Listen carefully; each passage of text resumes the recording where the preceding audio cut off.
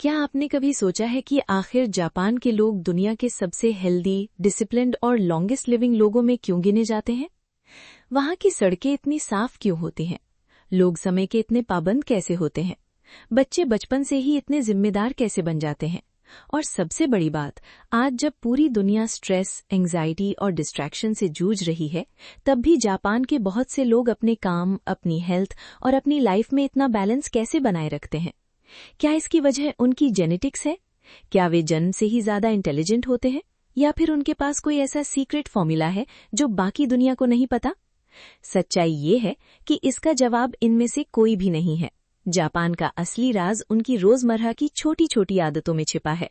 ऐसी आदतें जो देखने में बहुत साधारण लगती हैं, लेकिन सालों तक अपनाई जाएं तो इंसान की सोच, स्वास्थ्य, डिसिप्लिन और पूरी जिंदगी बदल सकती हैं।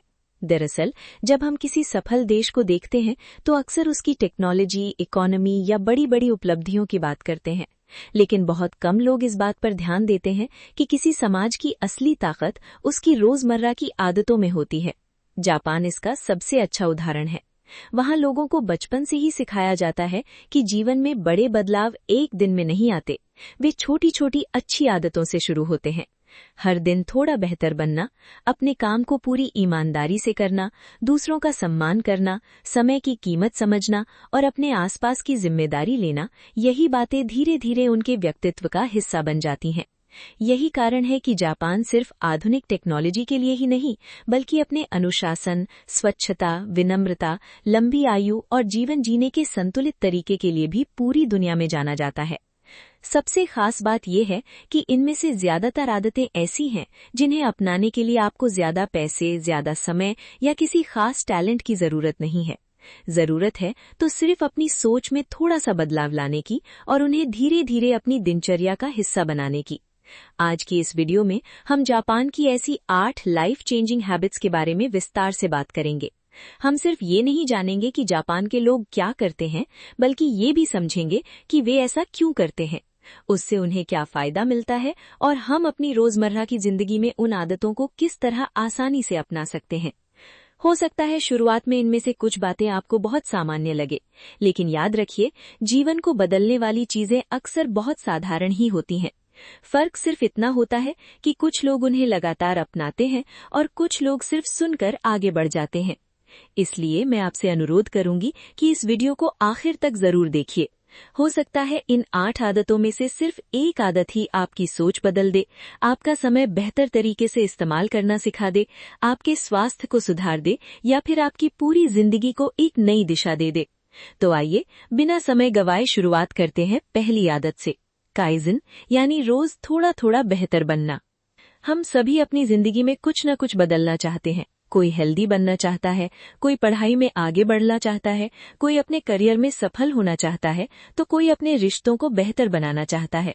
लेकिन सबसे बड़ी गलती हम ये करते हैं कि हम एक ही दिन में पूरी जिंदगी बदल देना चाहते हैं। हम सोचते हैं कि कल से सब बदल जाएगा। सुबह जल्दी उठेंगे, एक्सरसाइज करेंगे, किताब पढ़ेंगे, हेल्दी खाना खाएंगे, मोबाइल कम चलाएंगे और मेडिटेशन भी करेंगे। लेकिन कुछ ही दिनों बाद सारी मोटिवेशन खत्म हो जाती है और हम वापस वहीं लौट आते हैं। शायद आपके साथ भी कभी ऐसा हुआ होगा। किसी सोमवार से आपने नई शुरुआत करने का फैसला किया होगा। पहले दिन सब कुछ बहुत अच्छा चला, दूसरे दिन भी आपने पूरी कोशिश की, लेकिन तीसरे या चौथे दिन किसी वजह से रूटीन थोड़ा बिगड़ गया। एक दिन एक्सरसाइज छूट गई, किताब नहीं पढ़ पाए या देर से उठ गए। फिर मन में यही ख्याल आया कि अब तो पूरा प्लान ही खराब हो गया, चलिए अगले महीने से फिर शुरू करेंगे। यहीं पे ज्यादातर लोग हार मान लेते हैं। लेकिन जापान के लोगों की सोच इससे बिल्कुल अलग है। वे जानते हैं कि इंसान एक दिन में नहीं बदलता।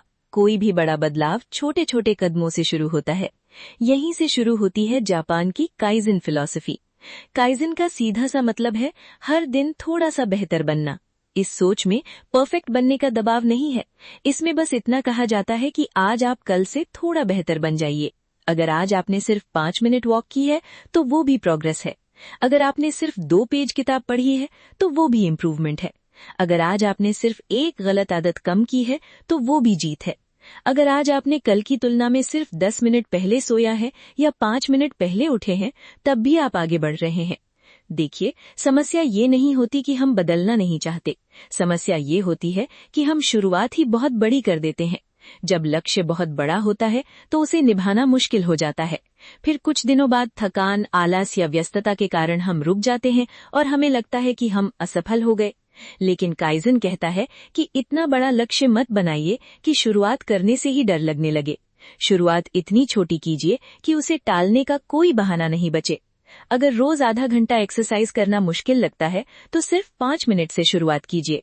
अगर एक किताब पढ़ना मुश्किल लगता है तो रोज सिर्फ 2 पेज पढ़िए। अगर पूरा घर एक दिन में व्यवस्थित करना कठिन लगता है तो रोज सिर्फ एक दराज या एक शेल्फ व्यवस्थित कीजिए। यही छोटे छोटे कदम धीरे धीरे आपकी आदत बन जाते हैं। और जब कोई अच्छी आदत बन जाती है तब उसके लिए मोटिवेशन की नहीं, सिर्फ कंसिस्टेंसी की जरूरत होती है। यही कारण है कि जापान की बड़ी बड़ी कंपनियां भी अपने कर्मचारियों से रोज छोटे छोटे सुधार करने के लिए कहती हैं। वे ये उम्मीद नहीं करती कि सब कुछ एक ही दिन में बदल जाएगा। उनका विश्वास है कि हर दिन किया गया एक छोटा सुधार सालों बाद बहुत बड़े परिणाम देता है। सोचिए, अगर आप हर दिन सिर्फ 1% बेहतर बनने की कोशिश करें तो 1 साल बाद आप वही व्यक्ति नहीं रहेंगे जो आज हैं। आपकी सोच बदलेगी, आपकी आदतें बदलेंगी, आपका आत्मविश्वास बढ़ेगा और धीरे धीरे आपकी पूरी जिंदगी बदलने लगेगी। याद रखिए, बड़ी सफलता कभी एक बड़े फैसले से नहीं आती, वो हजारों छोटे छोटे सही फैसलों का परिणाम होती है। इसलिए आज से अपनी जिंदगी बदलने की कोशिश मत कीजिए, बस आज को कल से थोड़ा बेहतर बनाने की कोशिश कीजिए। यही काइजन है और शायद यही छोटी सी सोच आपकी जिंदगी में सबसे बड़ा बदलाव लेकर आ सकती है। दूसरी आदत है इकिगाई, यानी जीने की एक वजह। जरा सोचिए, अगर कल आपको ऑफिस या स्कूल नहीं जाना हो तब भी क्या आप खुशी खुशी सुबह उठेंगे? अगर इस सवाल का जवाब ढूंढना मुश्किल लग रहा है तो शायद आपको अपना इकिगाई ढूंढने की जरूरत है। इकिगाई का मतलब है हर सुबह उठने की एक वजह।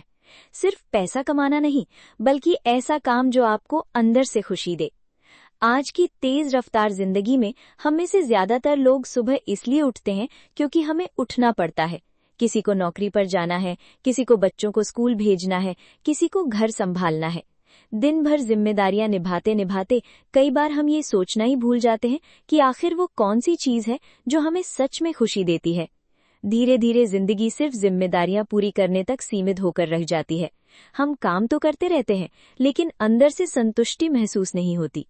कई लोगों को सब कुछ होने के बावजूद खालीपन महसूस होता है। इसका एक बड़ा कारण ये भी हो सकता है कि उन्होंने अपना इकिगाई यानी जीने का उद्देश्य अभी तक खोजा ही नहीं है। जापान में एक खूबसूरत सोच है। वहां माना जाता है कि हर इंसान के जीवन का कोई न कोई उद्देश्य जरूर होता है। वो उद्देश्य बहुत बड़ा होना जरूरी नहीं है, जरूरी ये है कि वो आपको हर सुबह उठने की खुशी दे। इसी सोच को इकिगाई कहा जाता है। जापान के ओकिनावा क्षेत्र के लोग दुनिया में सबसे लंबी उम्र जीने वाले लोगों में गिने जाते हैं। लेकिन उनकी लंबी उम्र का राज सिर्फ हेल्दी फूड या एक्सरसाइज नहीं है। उनके पास जीने का एक स्पष्ट उद्देश्य होता है। कोई 80 या 90 साल की उम्र में भी गार्डनिंग करता है क्योंकि उसे पौधों से प्यार है। कोई बच्चों को कहानियां सुनाता है और उन्हें नई बातें सिखाता है। कोई पेंटिंग करता है, कोई सिलाई करता है, कोई संगीत सीखता है, कोई अपने पड़ोस और कम्युनिटी की सेवा करता है। इनमें से कई काम उन्हें पैसा नहीं देते, लेकिन उन्हें खुशी, संतुष्टि और जीने की ऊर्जा जरूर देते हैं। यही पर्पस उन्हें हर सुबह उत्साह के साथ उठने की वजह देता है।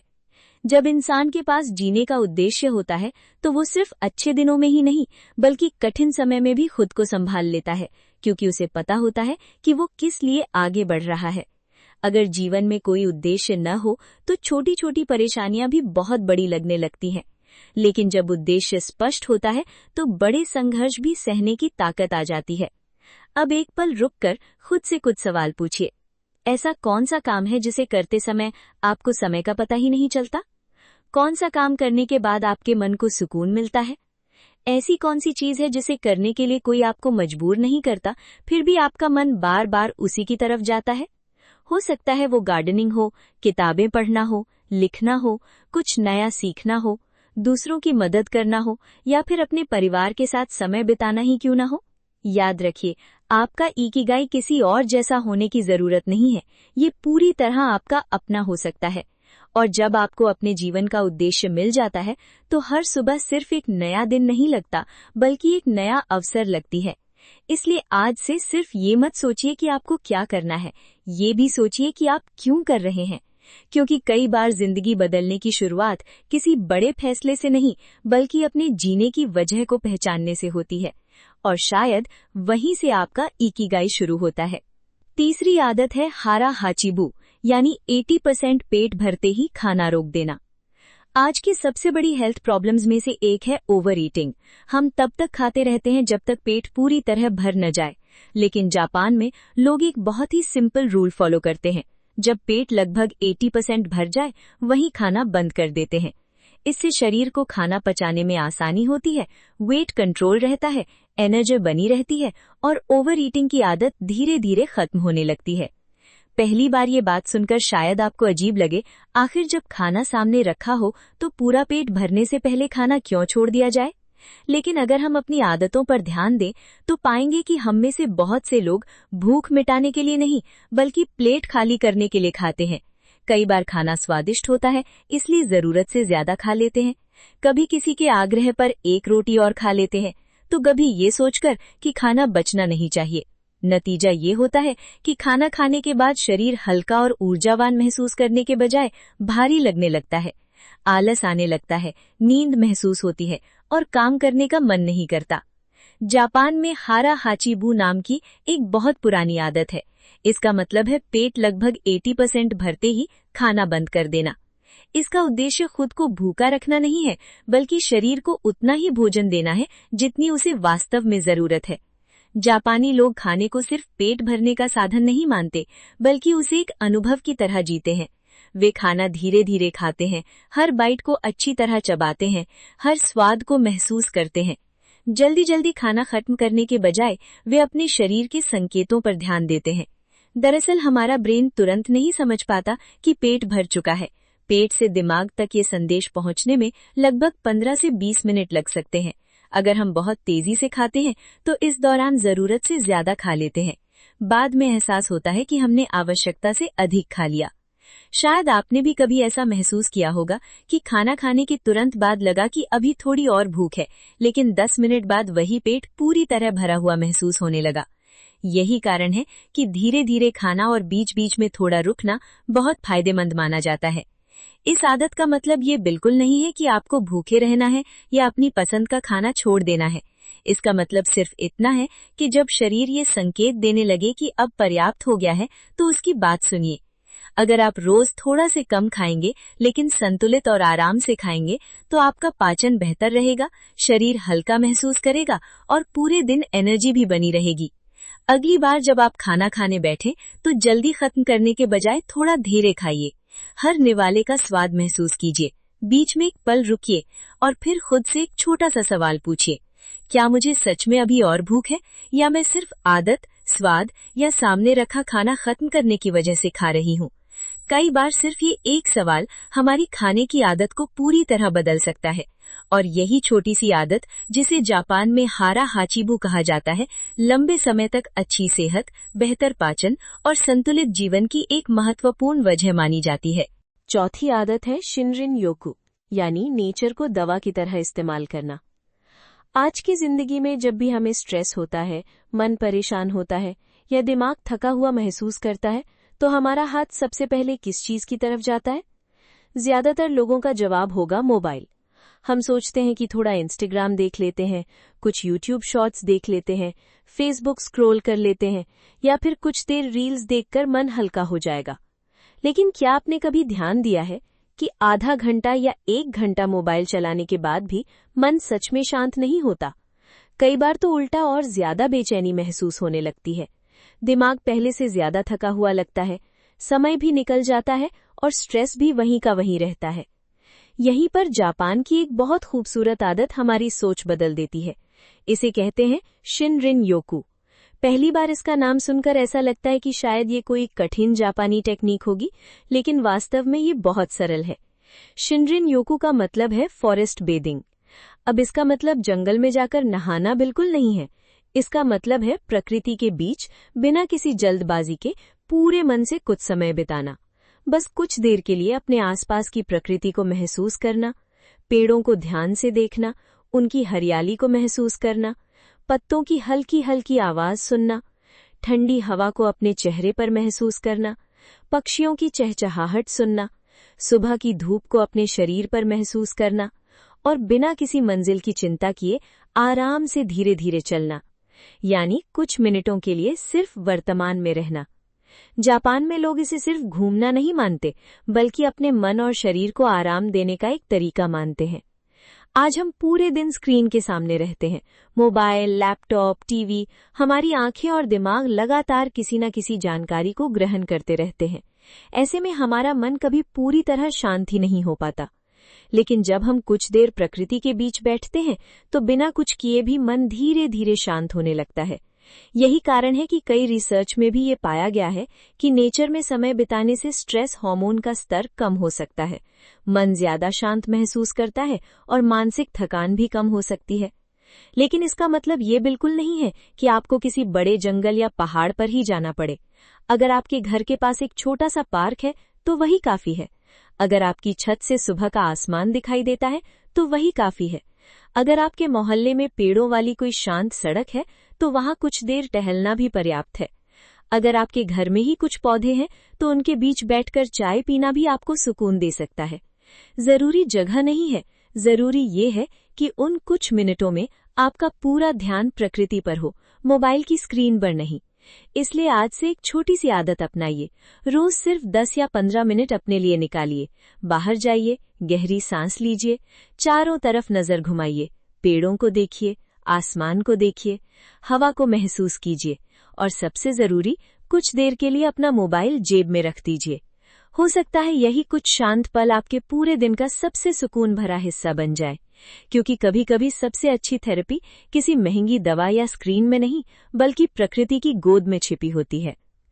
5वीं आदत है वाबी साबी, यानी अपूर्णता में भी सुंदरता देखना। आज अगर हम कुछ मिनट भी सोशल मीडिया पर बिताएं तो हमें हर तरफ एक ही चीज दिखाई देती है। Perfect face, perfect house, perfect body, perfect family, perfect life. ऐसा लगता है जैसे दुनिया के बाकी सभी लोगों की जिंदगी बिल्कुल परफेक्ट है और सिर्फ हमारी जिंदगी में ही परेशानियां हैं। किसी का घर हमेशा चमकता हुआ दिखाई देता है, कोई हमेशा खुश नजर आता है, किसी की छुट्टियां, किसी की सफलता, किसी की खूबसूरती। धीरे धीरे हम अपनी असली जिंदगी की तुलना दूसरों की चुनी हुई तस्वीरों से करने लगते हैं और यहीं से असंतोष शुरू होता है। हमें लगने लगता है कि हम पर्याप्त अच्छे नहीं हैं, हमारा घर उतना सुंदर नहीं है, हम उतने सफल नहीं हैं, या हमारी जिंदगी में कुछ न कुछ कमी जरूर है। लेकिन जापान की एक बहुत खूबसूरत सोच हमें इस भ्रम से बाहर निकालती है। इसे कहते हैं वाबी साबी। वाबी साबी हमें सिखाता है कि इस दुनिया में कुछ भी पूरी तरह परफेक्ट नहीं होता और सबसे खूबसूरत चीजें अक्सर वही होती हैं जो पूरी तरह परफेक्ट नहीं होती। सोचिए, एक पुरानी लकड़ी की मेज जिस पर समय के निशान दिखाई देते हैं, एक पुरानी किताब जिसके पन्ने पीले पड़ चुके हैं, दादी के हाथों की झुर्रियां, माँ के चेहरे की मुस्कान, किसी पुराने घर की दीवारें या किसी मिट्टी के बर्तन पर बना छोटा सा निशान। क्या ये सब बेकार है? बिल्कुल नहीं। असल में यही उनकी पहचान है, यही उनकी कहानी है। ठीक उसी तरह हमारी जिंदगी भी कभी पूरी तरह परफेक्ट नहीं होगी। कभी योजनाएं सफल होंगी, कभी नहीं। कभी हम जीतेंगे, कभी गलतियां करेंगे, कभी खुशियां होंगी तो कभी कठिन दिन भी आएंगे। लेकिन इसका मतलब ये नहीं कि हमारी जिंदगी सुंदर नहीं है। हमारी गलतियां, हमारे संघर्ष, हमारी असफलताएं और उनसे सीखे गए सबक, यही सब मिलकर हमें वो इंसान बनाते हैं जो हम आज हैं।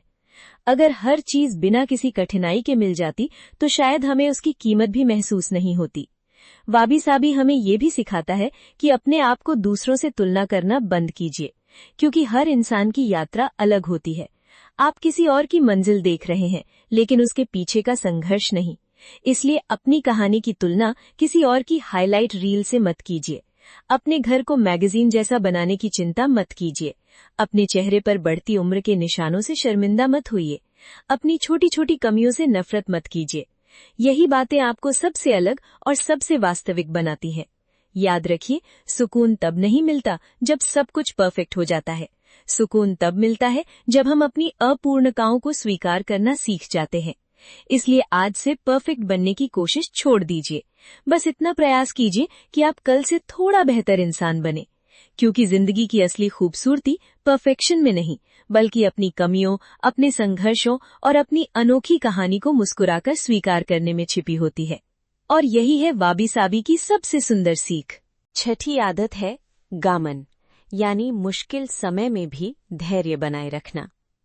अगर जिंदगी में एक बात निश्चित है तो वो ये है कि हर इंसान को कभी न कभी कठिन समय का सामना करना पड़ता है। ऐसा कोई भी व्यक्ति नहीं है जिसकी जिंदगी में सिर्फ खुशियां ही आई हों।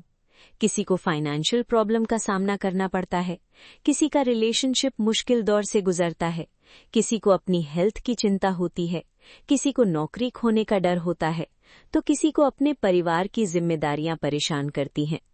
मुश्किलें सबकी जिंदगी में आती हैं। फर्क सिर्फ इतना होता है कि हर इंसान उनका सामना अलग अलग तरीके से करता है। कुछ लोग पहली परेशानी आते ही टूट जाते हैं। उन्हें लगने लगता है कि अब सब खत्म हो गया। वे गुस्से में फैसले लेने लगते हैं, घबरा जाते हैं या उम्मीद छोड़ देते हैं। लेकिन जापान की एक बहुत गहरी सोच हमें सिखाती है कि कठिन समय में हमारी सबसे बड़ी ताकत हमारी परिस्थिति नहीं, बल्कि हमारा व्यवहार होता है। इसी सोच को गामन कहा जाता है।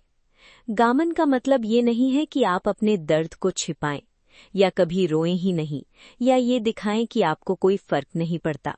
दुख महसूस करना बिल्कुल स्वाभाविक है, आंसू आना भी स्वाभाविक है। किसी अपने के सामने अपना मन हल्का करना भी गलत नहीं है।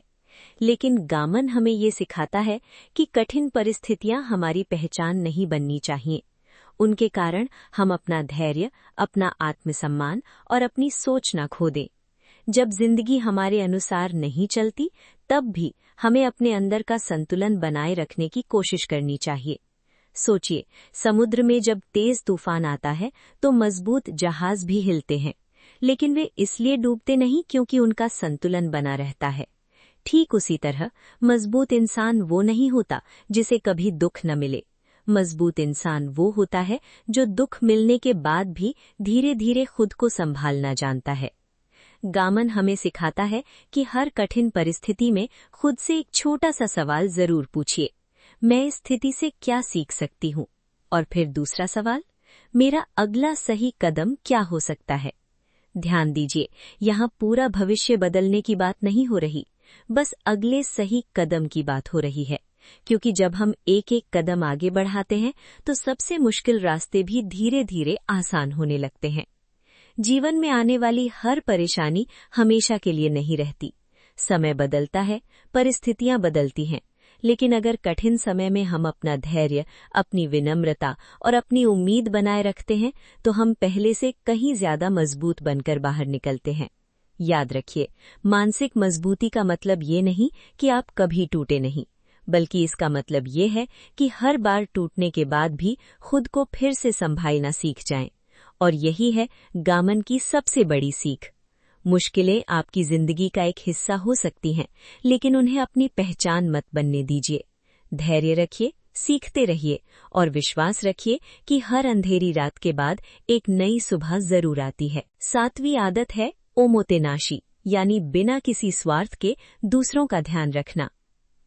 अगर आपने कभी जापान की सफाई, अनुशासन और व्यवस्था के बारे में पढ़ा या देखा होगा, तो शायद आपके मन में भी ये सवाल आया होगा कि आखिर वहाँ के लोग इतने जिम्मेदार कैसे हैं? वहाँ की सड़कें इतनी साफ क्यों रहती हैं? लोग लाइन में इतनी शांति से अपनी बारी का इंतजार कैसे कर लेते हैं? पब्लिक प्लेस पर इतनी कम आवाज क्यों होती है? और सबसे बड़ी बात, लाखों लोगों के बीच भी वहाँ व्यवस्था इतनी अच्छी कैसे बनी रहती है? इन सब के पीछे सिर्फ कानून या सख्त नियम नहीं है। इसके पीछे एक बहुत सुंदर सोच काम करती है, जिसे जापान में ओमोतेनाशी कहा जाता है। ओमोतेनाशी का मतलब है बिना किसी स्वार्थ के पूरे मन से दूसरों का सम्मान करना और उनकी सुविधा का ध्यान रखना। यानी ऐसा व्यवहार करना जिससे आपके कारण किसी दूसरे व्यक्ति को परेशानी ना हो। सबसे खास बात यह है कि इसमें किसी बदले की उम्मीद नहीं होती, न तारीफ की, न इनाम की और न ही किसी पहचान की। सिर्फ इसलिए अच्छा व्यवहार करना क्योंकि यही सही है। यही सोच जापान के लोगों की रोजमर्रा की जिंदगी में साफ दिखाई देती है। वे लोग सड़क पर कचरा नहीं फेंकते क्योंकि उन्हें पता है कि बाद में किसी और को उसे साफ करना पड़ेगा। वे लाइन तोड़कर आगे नहीं जाते क्योंकि उन्हें लगता है कि उनका एक कदम किसी दूसरे के साथ अन्याय होगा। वे पब्लिक प्लेस पर तेज आवाज में बात नहीं करते, फोन पर भी धीरे धीरे बात करते हैं। ट्रेन, बस या लाइब्रेरी जैसी जगहों पर दूसरों की शांति का ध्यान रखते हैं। अगर कहीं कुछ गिर जाए तो कई लोग बिना किसी के कहे उसे उठा लेते हैं। अगर कोई रास्ता पूछे तो पूरी कोशिश करते हैं कि उसकी मदद हो जाए। ये छोटी छोटी बातें देखने में साधारण लगती हैं, लेकिन जब पूरा समाज इन्हें अपनाता है तो उसका असर हर जगह दिखाई देता है। जरा सोचिए, अगर हम भी अपने घर, मोहल्ले और शहर में सिर्फ एक बात याद रखें, मेरी वजह से किसी दूसरे इंसान को परेशानी नहीं होनी चाहिए, तो क्या फर्क पड़ेगा? शायद हम सड़क पर कचरा नहीं फेंकेंगे, ट्रैफिक में बेवजह हॉर्न नहीं बजाएंगे, लाइन में अपनी बारी का इंतजार करेंगे, सार्वजनिक जगहों को अपना ही समझकर साफ रखेंगे और दूसरों के साथ वैसा ही व्यवहार करेंगे जैसा हम अपने लिए चाहते हैं। धीरे धीरे यही छोटी आदतें एक बेहतर समाज की नींव बन जाती हैं। याद रखिए, किसी समाज की पहचान सिर्फ उसकी बड़ी इमारतों या आधुनिक टेक्नोलॉजी से नहीं होती। उसकी असली पहचान वहां रहने वाले लोगों की सोच और उनके व्यवहार से होती है। ओमोतेनाशी हमें सिखाता है कि अच्छा इंसान बनने के लिए हमेशा बड़े काम करना जरूरी नहीं होता। कई बार किसी के लिए दरवाजा पकड़ लेना, किसी बुजुर्ग को अपनी सीट दे देना, किसी कर्मचारी से सम्मान से बात करना या सार्वजनिक जगह को साफ छोड़ देना, यही छोटे छोटे काम हमारी इंसानियत को सबसे खूबसूरत तरीके से दिखाते हैं। क्योंकि जब हम बिना किसी स्वार्थ के दूसरों का ध्यान रखना सीख जाते हैं तो सिर्फ एक इंसान नहीं बदलता, धीरे धीरे पूरा समाज बदलने लगता है। और यही है ओमोतेनाशी की सबसे बड़ी सीख: सम्मान, संवेदनशीलता और जिम्मेदारी के साथ जीना। 8वीं आदत है किंसुगी, यानी टूटने के बाद भी और मजबूत बनना। अब हम पहुंचते हैं जापान की शायद सबसे खूबसूरत और सबसे प्रेरणादायक फिलॉसफी पर। इसका नाम है किंसुगी। जरा इसकी कल्पना कीजिए, एक बहुत सुंदर मिट्टी का बर्तन गलती से हाथ से छूटकर टूट जाता है। हम में से ज्यादातर लोग क्या करेंगे? शायद उसे बेकार समझकर फेंक देंगे, क्योंकि हमें लगता है कि जो चीज एक बार टूट गई वो पहले जैसे कभी नहीं हो सकती। लेकिन जापान में ऐसा नहीं किया जाता। वहां टूटे हुए बर्तन को फेंका नहीं जाता, बल्कि उसके टूटे हुए हिस्सों को गोल्ड या सुनहरे रंग के विशेष मिश्रण से जोड़कर दोबारा तैयार किया जाता है। और सबसे दिलचस्प बात यह है कि उन दरारों को छिपाया नहीं जाता, उन्हें जानबूझकर उभारा जाता है, क्योंकि उनका मानना है कि वही दरारें उस बर्तन की सबसे अनोखी पहचान है। उसी कला को किंसुगी कहा जाता है। लेकिन ये सिर्फ टूटे हुए बर्तन की कहानी नहीं है, ये हमारी जिंदगी की भी कहानी है। क्योंकि सच तो ये है कि इस दुनिया में शायद ही कोई ऐसा इंसान होगा जो कभी टूटा ना हो। कभी कोई सपना टूटता है, कभी किसी अपने पर किया हुआ भरोसा टूट जाता है, कभी कोई रिश्ता बिखर जाता है, कभी नौकरी चली जाती है, कभी मेहनत का परिणाम नहीं मिलता, और कई बार सबसे ज्यादा चोट तब लगती है जब हमारा अपना आत्मविश्वास टूट जाता है। ऐसे समय में हमें लगता है कि अब हम पहले जैसे नहीं रहे। लेकिन किंसुगी हमें एक बिल्कुल अलग नजरिया सिखाता है। ये कहता है कि टूट जाना आपकी कहानी का अंत नहीं है। असल सवाल ये नहीं है कि आप कभी टूटे या नहीं। असल सवाल ये है कि टूटने के बाद आपने खुद को दोबारा कैसे बनाया। जो इंसान कभी संघर्ष से नहीं गुजरता वो अपनी असली ताकत को भी नहीं पहचान पाता। लेकिन जो व्यक्ति कठिनाइयों का सामना करता है, गिरता है, सीखता है और फिर दोबारा खड़ा होता है, वो पहले से कहीं ज्यादा मजबूत बन जाता है। इसलिए अपनी गलतियों से शर्मिंदा मत होइए, अपनी असफलताओं को अपनी पहचान मत बनाइए, अपने पुराने घावों को छिपाने की कोशिश मत कीजिए, क्योंकि वही घाव आपको वो सबक सिखाते हैं जो कोई किताब नहीं सिखा सकती। याद रखिए, जिंदगी में सबसे बुद्धिमान लोग वे नहीं होते जिन्होंने कभी गलती नहीं की, बल्कि वे होते हैं जिन्होंने अपनी गलतियों से सीखकर खुद को बेहतर बनाया। अगर आज आपकी जिंदगी में कोई कठिन दौर चल रहा है, अगर कोई रिश्ता टूट गया है, अगर कोई सपना अधूरा रह गया है, या आपको लगता है कि आप पहले जैसे नहीं रहे, तो खुद को खत्म हुआ मत समझिए। शायद यही वो समय है जब आपकी जिंदगी आपको पहले से ज्यादा मजबूत बना रही है। जिस तरह किंसुगी में टूटा हुआ बर्तन अपनी दरारों के साथ और भी ज्यादा मूल्यवान बन जाता है, उसी तरह इंसान भी अपने संघर्षों, अपने अनुभवों और अपनी सीख के कारण और अधिक परिपक्व, मजबूत और खूबसूरत बन जाता है।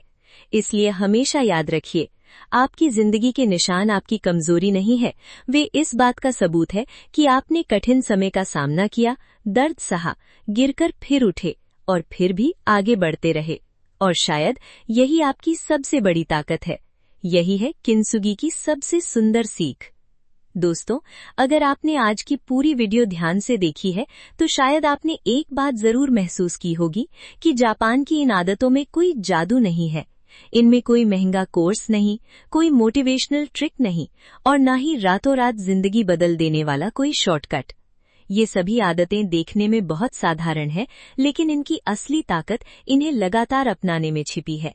यही छोटी छोटी आदतें धीरे धीरे हमारी सोच बदलती हैं, फिर हमारी सोच हमारे फैसले बदलती है, हमारे फैसले हमारी आदतें बनाते हैं और आखिर में यही आदतें हमारा कैरेक्टर बनाती हैं।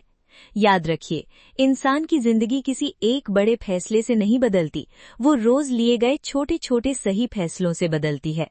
शायद इसी वजह से जापान जैसे देश दुनिया के लिए एक प्रेरणा बन पाए हैं, क्योंकि वहां लोग सिर्फ बड़ी उपलब्धियों पर ध्यान नहीं देते, बल्कि रोजमर्रा की छोटी छोटी बातों को भी पूरी ईमानदारी और अनुशासन के साथ निभाते हैं।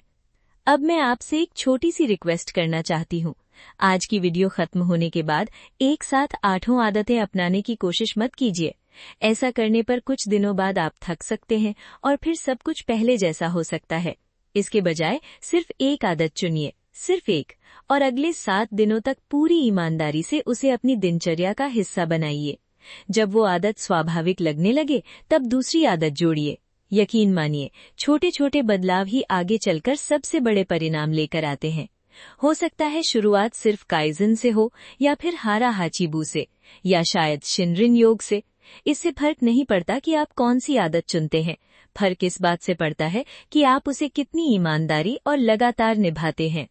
अब मुझे कमेंट करके जरूर बताइए कि आज बताई गई इन 8 आदतों में से आपको सबसे ज्यादा कौन सी आदत पसंद आई और आप सबसे पहले किस हैबिट को अपनी जिंदगी में अपनाने वाले हैं। मैं आपके सभी कमेंट्स पढ़ती हूँ और आपके विचार जानकर हमेशा खुशी होती है। अगर आपको लगता है कि आज की वीडियो से आपको कुछ नया सीखने को मिला है, तो इसे अपने दोस्तों, परिवार और उन लोगों के साथ जरूर शेयर कीजिए जो अपनी जिंदगी में छोटे लेकिन सकारात्मक बदलाव लाना चाहते हैं। अगर वीडियो पसंद आई हो तो लाइक करना बिल्कुल मत भूलिए, और अगर आप ऐसे ही प्रैक्टिकल, मोटिवेशनल और लाइफ चेंजिंग वीडियोस नियमित रूप से देखना चाहते हैं तो हमारे चैनल को सब्सक्राइब जरूर कीजिए और साथ में बेल आइकन भी दबा दीजिए, ताकि आने वाली कोई भी वीडियो आपसे छूट न जाए। आपका थोड़ा सा सपोर्ट हमें ऐसे ही उपयोगी और प्रेरणादायक वीडियोस बनाने की प्रेरणा देता है। मैं आपसे फिर मिलूंगी एक नई वीडियो में, कुछ नए विचारों, नई सीख और नई प्रेरणा के साथ। तब तक अपना और अपने परिवार का खूब ख्याल रखिए, सीखते रहिए, हर दिन थोड़ा बेहतर बनते रहिए और हमेशा याद रखिए, बड़ी सफलता कभी एक दिन में नहीं मिलती, वो रोज दोहराई जाने वाली छोटी छोटी अच्छी आदतों से बनती है।